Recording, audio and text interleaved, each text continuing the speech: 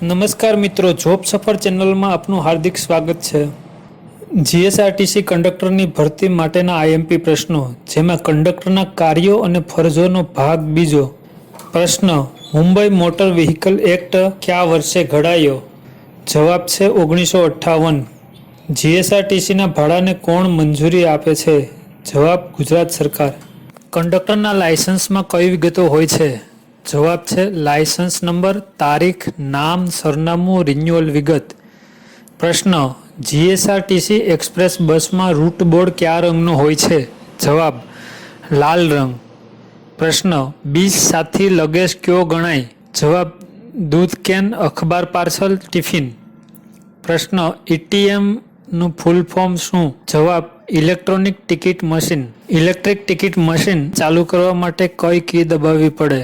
જવાબ: ઓન કી। ઈટીએમ ચાલુ થતાં સ્ક્રીન પર સૌપ્રથમ શું જોવા મળે?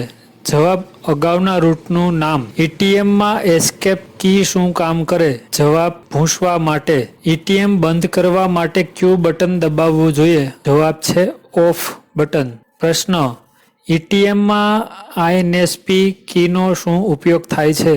જવાબ: ચેકિંગ વાળા ટિકિટ કાઢવા માટે। પ્રશ્ન: ઈટીએમમાં રિપીટ કીનો શું ઉપયોગ થાય છે? જવાબ છે આગળની પ્રોસેસની કોપી કરવા માટે। પ્રશ્ન: ઈટીએમમાં જીપીટી કેટી કીનો શું ઉપયોગ થાય છે? જવાબ છે ગ્રુપ ટિકિટ કાઢવા માટે। ઈટીએમમાં પીએપીએફડી કીનો શું ઉપયોગ થાય છે? જવાબ છે કોરો કાગળ કાઢવા માટે। પ્રશ્ન: જૂના કંડક્ટરના પંચનું કામ ઈટીએમમાં કઈ કી કરે છે? જવાબ: એન્ટર કી। ઈટીએમમાં શિફ્ટ કીનો શું ઉપયોગ થાય છે? જવાબ છે એબીસીડી લખવા માટે। ઈટીએમમાં રૂટ ચેન્જ કરવા શું કરવું? જવાબ છે રૂટ કી દબાવી એક નંબર દબાવી રૂટ નંબર એન્ટર કરો। પ્રશ્ન: રૂટ પર જતી ટ્રીપને કઈ ટ્રીપ કહેવાય? જવાબ: up trip.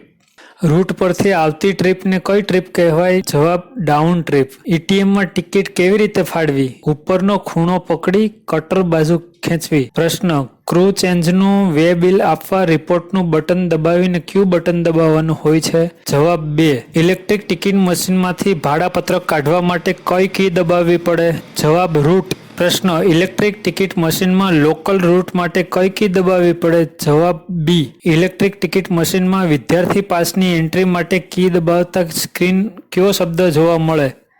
Student. Electric ticket મશીનમાં એક્સપ્રેસ રૂટ માટે કઈ કી દબાવવી પડે? સી। તો મિત્રો, આશા છે કે તમને આ વિડીયો પસંદ પડ્યો હશે। તો લાઇક, કોમેન્ટ, શેર અને સબસ્ક્રાઇબ કરવાનું ભૂલશો નહીં। હેપી જોબ સફર।